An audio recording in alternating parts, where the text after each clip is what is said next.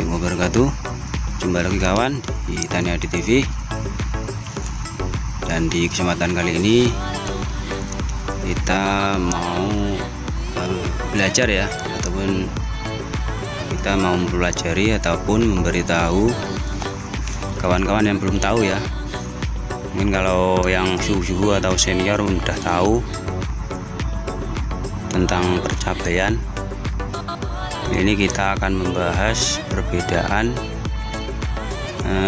busuk cabai ya kawan. Bagi yang belum tahu kawan, busuk cabai itu kalau gugur itu ada dua ya. Kita akan membicarakan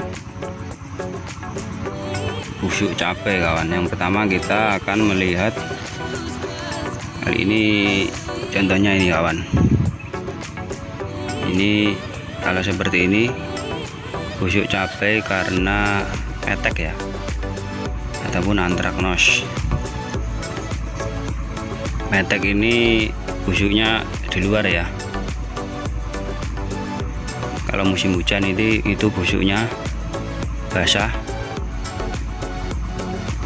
Kemudian kalau dispray dengan fungisida itu bisa kering kawan ini busuknya.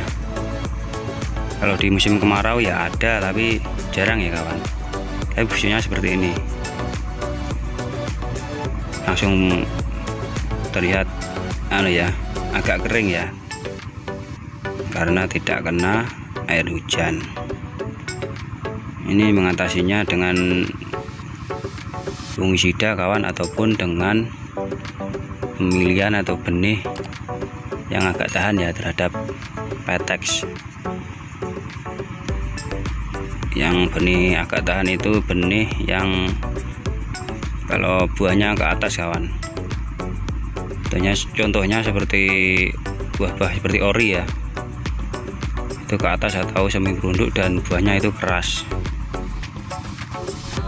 Dan contoh yang agak rawan itu kawan yang seperti ini ya. Ini buahnya memanjang ke bawah ini ya, menggantung ya. Kalau ini agak rawan petek kawan ya. Ini kalau petek cepat sekali kawan benernya. Sekali kena langsung itu, kalau mengantisipasinya kurang itu langsung satu pohon itu petek semua. Peteknya kayak macan tutul kawan, bentong-bentong. Semua langsung petek ini. Seperti ini ya. Contohnya seperti poniron, ori, itu memang cocoknya ditanam di musim kemarau ya kawan. Musim kemarau tidak hujan, aman dari petek.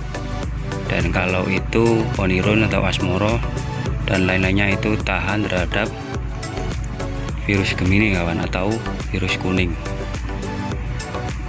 Itu kawan tentang petek yang banyaknya di musim penghujan. Yang kedua ini kita akan bedakan ini busuk lalat buah ya kawan. Kalau lalat buah busuknya di dalam, ini busuk basah ya dari dalam ini, busuk basah. Dan kalau dilihat, nah ini ada bekas bertelurnya lalat ya. Ini memang karena lalat bertelur di sini, lalu jadi ulat ya, ataupun kalau bahasa Jawanya set atau belatung ya. Nah ini busuk dalam ya kawan. Langsung ini, atau kalau dibelah ada airnya ya, basah. Nah ini karena lalat buah. Nah, itu perbedaannya kawan. Kalau lalat buah ini, karena busuk lalat buah ini kawan, gugur ya, buahnya langsung gugur setelah di teluri lalat, kemudian dia langsung rontok ya. Biasanya kalau buah cabai yang panennya di awal ya kawan, atau buah cabai muda ya, maksudnya baru yang pertama kali berbuah ya biasanya. Kalau maksudnya pohonnya atau umurnya masih muda ya, ini berbuah.